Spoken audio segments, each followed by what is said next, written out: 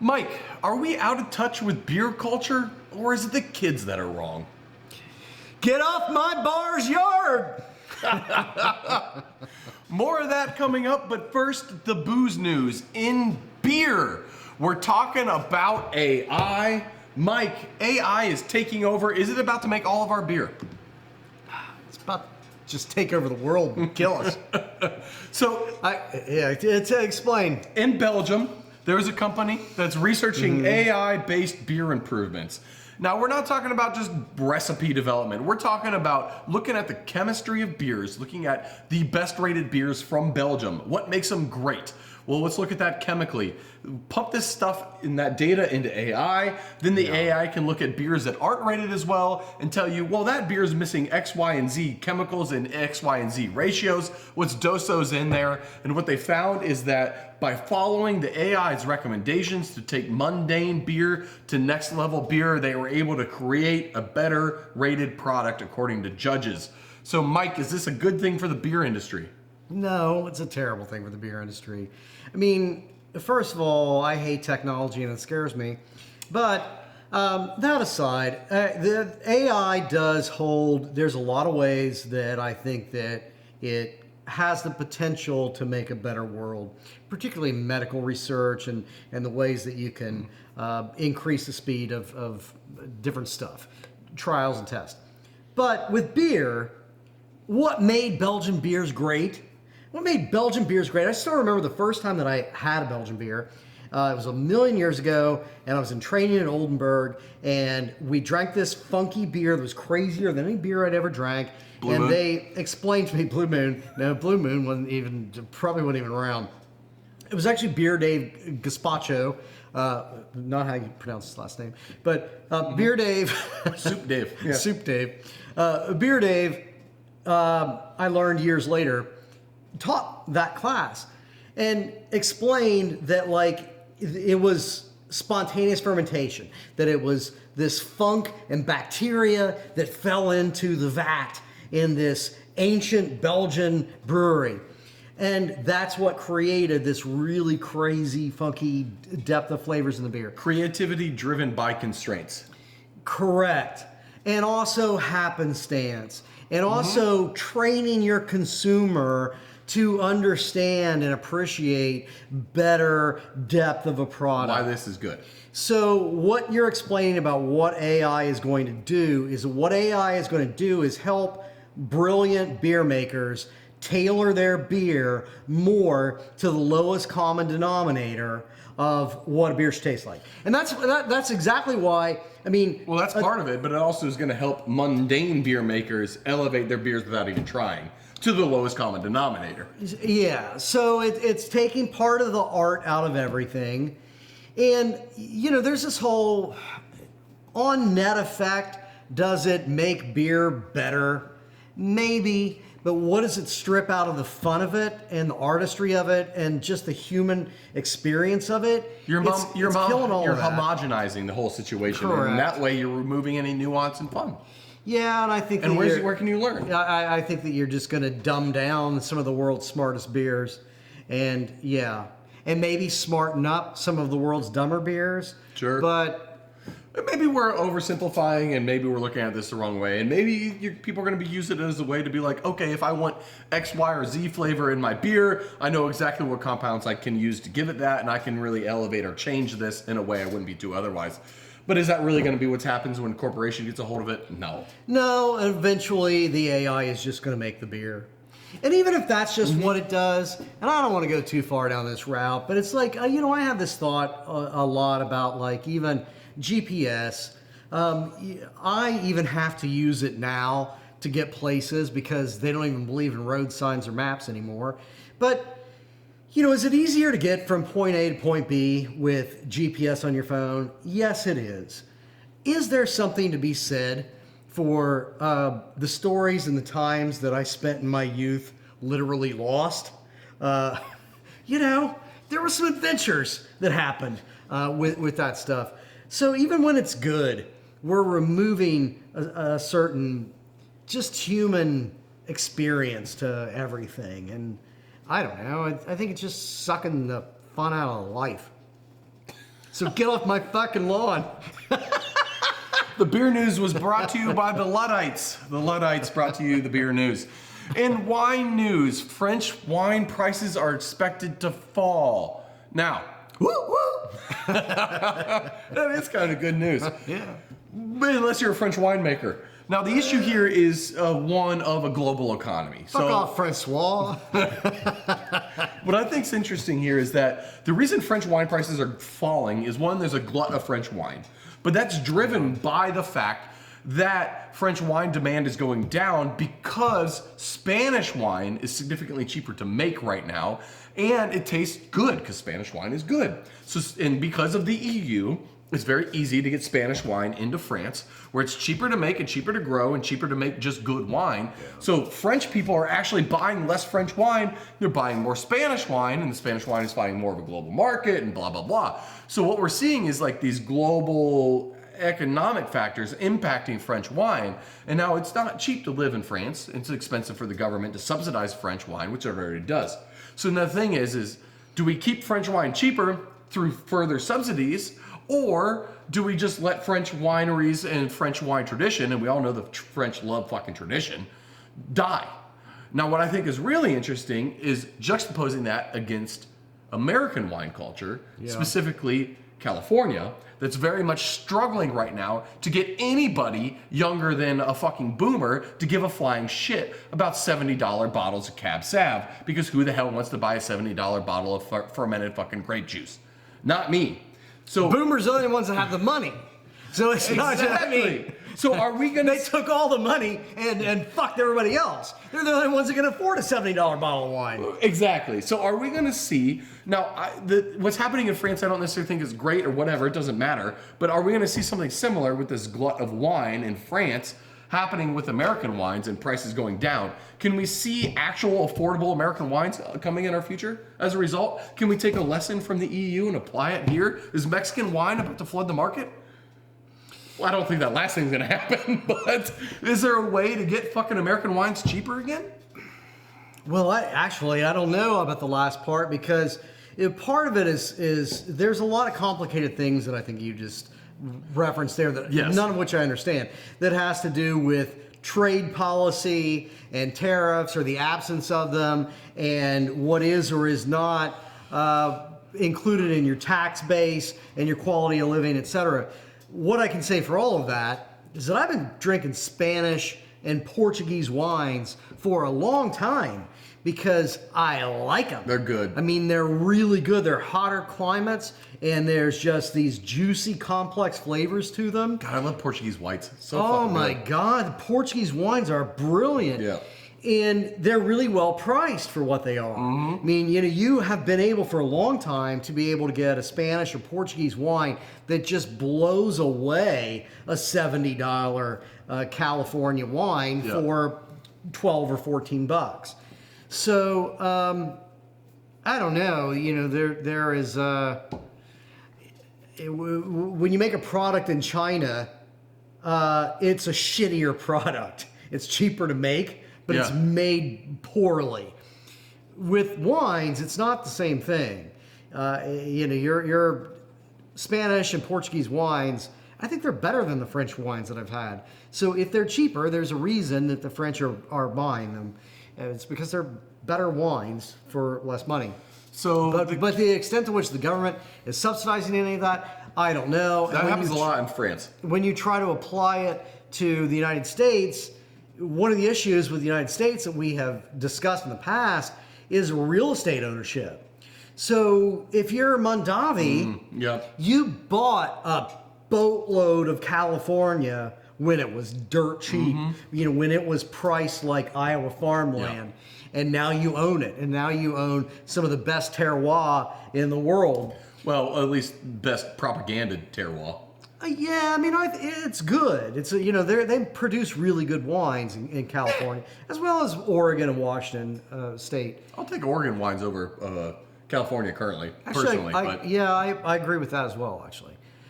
But nevertheless, it comes down to what does it mean here? We're not going to subsidize.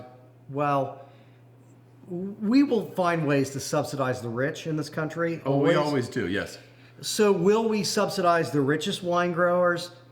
Probably, but So this I was a don't know. long way of saying wine prices aren't coming down in America anytime soon. Wine prices aren't coming down, and if they are coming down, it's because we find a way at a state or federal level, probably both, to subsidize the richest landowners in California so that they screw over the smaller scale, middle class, small business owners. The takeaway here is go buy barefoot wine, you broke bitch. You're never buying Napa shit, you poor ass motherfucker. Exactly. Moving on to spirit news. Diddy Mad is... Dog, baby. No. Well, Mad Dog wine. That is wine. But more importantly, Diddy. He's a diddler. It's official. Diddy is a diddler. I just want to put this out here before we really get into it, is that we broke this news first before it became popular culture news on December 11th, 2023. Go back and check our channel out. We were talking about Diddy being a scumbag, and what do you know? Now everyone knows he's a diddler in addition. So I took shit for it in our comments. Like, people gave me shit and were like, I'm a dick because I'm giving Diddy shit. You know, I'm acting like Diddy's some sort of scumbag asshole, and I am a dick for it. Guess what? I love our 3 viewers, but to whoever was giving me shit about that, eat it. Because we were right. Diddy's a piece of shit. So, if you guys all remember, what started this whole thing, and what I think is really worth digging into on this show in particular, is the fact that Diageo had that lawsuit with Diddy. Things went south, and they were basically like, get the fuck out of our company, get away from all of our brands, we don't have anything to do with you. And then not but 3 months later, he's getting arrested for diddling kids. Did Diageo know something? They were the canary in the coal mine there, right?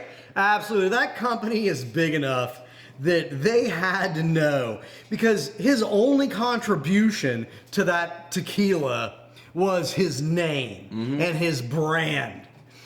They absolutely, that amount of money on the line, and I forget what the figure was. We talked about it at some point. December 11th, 2023. You can check it out. He was making like $90 million a year or something like that. An ungodly amount of money for doing nothing but putting his name on it. Nothing but put his name on it. So if you're paying somebody that much money entirely for the brand name of their name and who they are, you're not going to not do some due diligence. You can afford $100,000 a year in due diligence alone just to make sure he's not fucking up. Yeah. You could maybe even like drop $100 to a crackhead to say, hey, could you go out and see if maybe Diddy's trucking underage minors in and out of the country? And so you know what we really messed up on is like everything in America, you follow the money. And as soon as we saw the money get pulled out of Diddy, we should have just shorted anything he was doing. Yeah. And try to make money on Diddy going down, because he's going down at this point. He is going down. And with another part of this story is the fact that he is such a scumbag that he has these secret cameras in every room in his house. His freak-off recording everything tapes. that's going on, his freak-off tapes. So you got all these people out there that they're celebrities, you know, they're people that are household names who are, if they're part of human trafficking, then fuck them. But I suspect that you're going to see that there's a lot of people that are just showing up at a Diddy party, you know, because they got the money and they got the clout, and they're getting their freak on. I mean, they're having perfectly legal, weird sex while doing a bunch of coke off somebody's thigh, and that's now out there on tape in a room that they thought was completely private. So I feel bad for those people. I really do. Diddy, I hope prison's good to you, bitch. Well, I just feel good about us being ahead of that trend. There's not a lot of things where we can be vindicated within months of us calling these things coming, and here we got fucking verifiable evidence of it. Now, and Kevin Hart just got like a big comedy award this last week, but his sex tape already came out like a couple years ago. So the fact that he is now he has his own tequila. So, because every celebrity does now, apparently. Yes. So I think he's already been through his trial of fire, and so I guess we should perhaps invest. And you know, he's passed. He's passed. He's the next. He's the next George Clooney. So that's he's the next George Clooney. Yeah.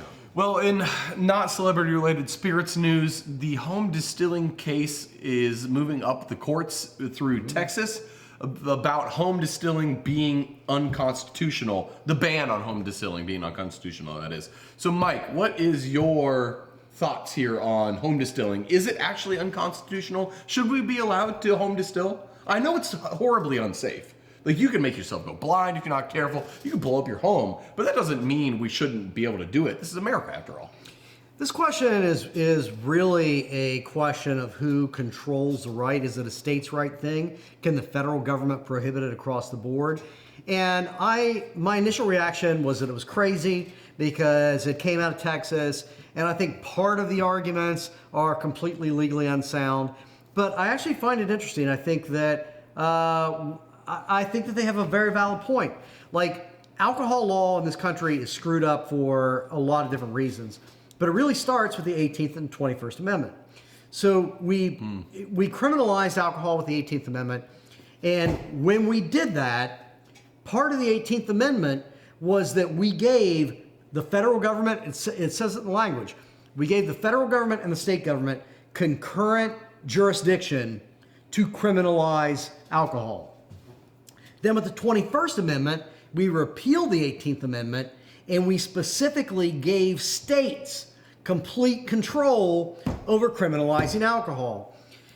So while a lot of states' rights arguments are crazy bullshit, Like the this Civil War. one, right, like the Civil War, I think this one is legitimate. I think that there is a really valid constitutional argument, which doesn't mean that everybody should just be able to make liquor in their garage unfettered. No, but if Texas wants to have you apply for a home permit for that, you can be able to get it. Not that Texas would ever do a home permit for anything unsafe. Right, it's probably just like guns in Texas. Like, you want to do it, blind people, whatever, we don't care. Yeah, blow up your children, we don't give a fuck. Yes, but state by state, you should be able to, I think it should be entirely a state issue because of the language of the 21st Amendment. So state by state, you should decide what are the safety protocols. Is this legal? And a lot of states might say, it's really easy to blow people up and blind people by making liquor, so it should be illegal. If you live in Utah, just plan on never getting home distilling. If you live in Texas, you might get lucky. Yeah. In a restaurant... You also might get 4 moms in Utah, though. So it's a trade-off. And I've always wanted 8 tits in my life. In restaurant news, there has new research coming out that says restaurants are better off loud, but not too loud. Yes. I know, it makes sense, right? It's one of those things where you're like, duh, obviously that's the case. So what the study said is basically if you show up to a restaurant and it's dead quiet, people are like, why is it so quiet here? This is sending off red alarms. I'm getting out of here. If you go there and it's too noisy, you're just not going to have a good time. Yeah. So what they found is that from a holistic level, the right noise level is that it's loud enough where you don't hear other tables talking, but it's quiet enough where you can hear everything that's happening at your table. And that is the perfect balance. I mean, I like it quiet-ish, but there is also that thing you realize, I'm having a conversation about your foot fetish, and the people over here can, hear every word, and they seem to be perking up. So there is that nice, there's a certain amount of loud that helps isolate your tables. It's about design. But by the same token, and I love music, and I get a lot of musician friends, but there is nothing that drives me out of a bar quicker than the band is about to start. Because unless I'm there to see music, and I go places to see music, but unless I'm there to see music, just stop. It's not a matter of me being too old. It's a matter that I'm sitting at this table. I mean, I'm not saying that I'm not, but it doesn't change the fact that I'm sitting at this table with friends having a conversation. No, we've all had that. We've all had that experience where you're sitting at a bar, you're at a restaurant, and you're near a place that looks like it could host a band, and then all of a sudden, halfway through dinner, you see the band fucking loading in, and you're like, oh, Jesus shit, Christ. we're fucked. Yeah. Time to move. I'm having a great time, having some great conversations, some good foods, good drinks. These assholes are about to just start screaming at me. Yeah. Yeah, and then you gotta look at them and pretend you like it, and you gotta like clap afterwards and shit. Like, bro, I don't want to fucking see your band anyway. And it's getting, yeah, I think the dumbest thing that you can do as a bar owner, this is restaurant bar news, the stupidest thing that you can do, and I am sorry to the musicians out there who, I love you, but just quit hiring bands. Just stop. If you're just a restaurant, nobody wants to hear that shit. And the 5 people... The payback's not there. The 5 people that show up to hear these middle-aged fuckers do a Turtles song and some Joe Walsh, they're not counteracting the business you're driving away as a result of all that goddamn noise. Well, speaking of driving business to good places, Malt Europe is our preferred malt supplier. We love them. We work with them. We love those guys. We love their malt. Now, Never too quiet or too soft. That is true. It makes the best taste in beer. I mean, we use it at everything we do at Urban Artifact. Every brewery that I love and respect the most, I know, uses Malt Europe. And at the end of the day, Narragansett, I don't know if they use it or not, but it tastes like they do, because that shit's fucking fire, just like that shot. Now, moving on to the main story of the week, we're gonna talk a little bit about changing health habits and culture around drinking. I'm against it. Health? Yeah. I know we've talked about this stuff a little bit in the past, but there's this new study that just came out. It's not even a study, actually. There's this new marketing research insight article that came out about Gen Z. Surveys, polls, shit like that. Whatever. Bullshit, whatever. Fucking shit people are looking into. Basically, Science! They looked at wine influencers on TikTok and social media. And I look at them all the time. what they found is that... They're all douchebags. Well, yes, but the majority of comments from younger people are related to the fact that they're shit-talking alcohol, saying that, you know, wine is the 2024 cigarette, or it's literally poison, and how that Gen Z is moving away from alcohol and more towards mocktails, which I want to touch on here in a second, and THC. So what I think is interesting here is that, one, are we really looking at a massive cultural health shift? Are people gonna move away from alcohol forever because of this? Or is it a generational thing, which I kind of think it is? And then the second thing, to me, that says it's not a health thing, is this mocktail stuff. Because what's a fucking mocktail but a fancy way to drink sugar? And what I posit here is that, not that alcohol is the problem. Well, it is, but like no more than any other drug or THC. Alcohol's not worse than THC or sugar. What I would posit is that alcohol is losing the drug war to sugar. Gen Z doesn't even realize how addicted to sugar they are. Younger people who are giving up alcohol as literally poison, don't even realize that, like, if you're drinking a mocktail, if you're drinking anything laden with sugar, you're doing just as much damage to yourself as you are by having a beer. Alcohol is bad for you, period, the end. But there is no drug in the United States currently killing more people over a period of time than sugar. Also, period, the fucking end. Yes. We had this war before. It was called Prohibition. And sugar took on alcohol, and sugar won. Yep. And then, post-Prohibition, we just had both of them. Yes. You know, we had codependency. And it's the whole idea of drinking more responsibly, I'm not going to shit on that. It's important and good. Yeah, I mean, culturally, I am a product of the 80s, and that means that my relationship with alcohol isn't healthy. Well, that's a good point, is the advertising targeted towards younger people has shifted massively between our generations. It's not predatory anymore. It's not, oh, go out and get blasted and be a fucking party animal. Yes. And I think that overall that is a good thing. And even generationally, when you think about, you know, what did a good time look like in the 60s and the 70s? There's pros and cons.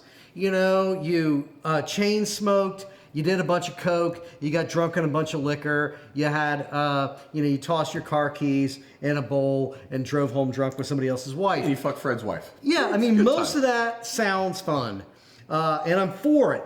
But there is an overall health consequence to a lot of those things. It's a great thing that almost nobody smokes anymore. And it's a good thing that we've reduced our liquor consumption, although I don't want liquor to go away. It's a bad thing that we don't swing as much. But, you know, it's... Fred's wife agrees. Yeah. But I don't know. I mean, I think that we're finding a moderation there, but we are also going through this period of time where Gen Z has had weed normalized to them to a point that they think that, well, that's totally fucking healthy. You know, alcohol is bad. Well, you're correct, although it can still be fun and you can do it in moderation without terrible long-term effects. And if you're thinking that weed is absolutely harmless, you're wrong. It's also fine in moderation, but it's not good. None of it's good for you. Almost nothing fun is good for you. That's just a fact. Nothing fun is good for you.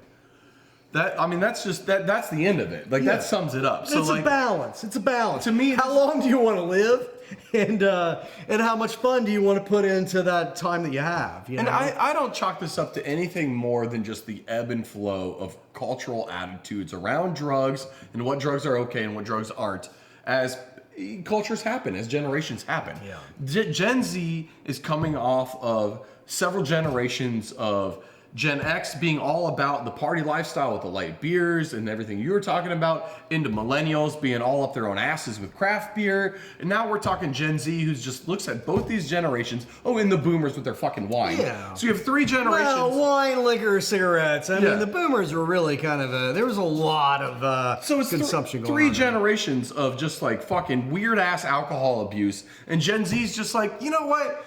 Fuck it, I'm good with my sugar and I'm good with my THC. Y'all are fucked. And other people who just can't think are just like literal poison.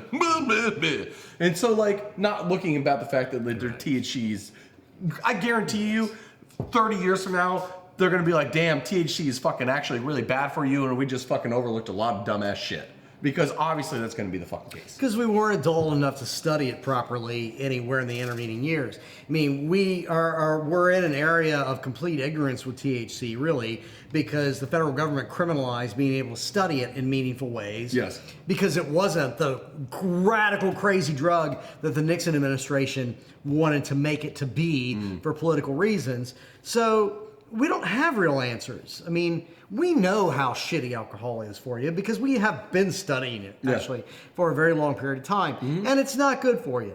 But it's not really apples to apples THC alcohol because we haven't done meaningful research yet. I mean, we really don't know.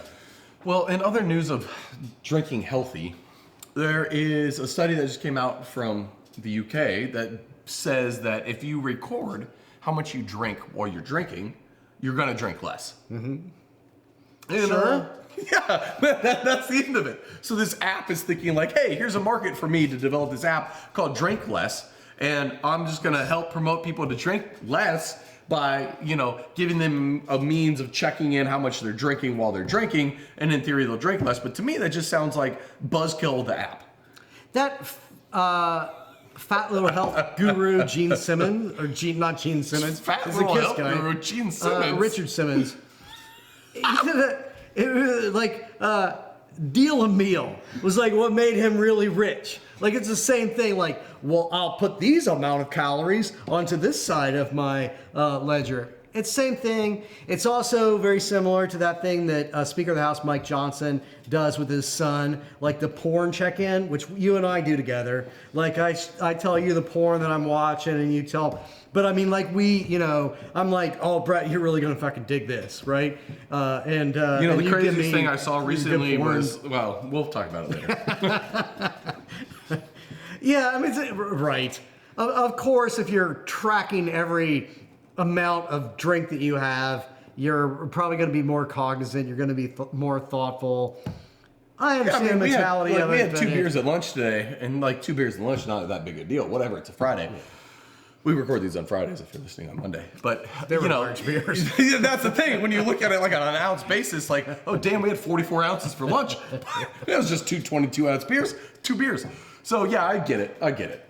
So long story short is, like we say almost every other week, Diddy's bad. Alcohol is also bad. Moderation's great. Fuck sugar. Right? Does that sum up Bruce, guys? And let us know your best porn. You can DM Mike's directly at mmoregon@queencityhistory.com. Speaker of the House, Johnson, he also wants to know. He wants to know what M. you're Johnson into these days. At sdenergy.com. Yeah, it's getting harder to get porn down there in Alabama. They like Nick's Pornhub, so he needs your help. Another He thing needs sharing. I hate Nixon for.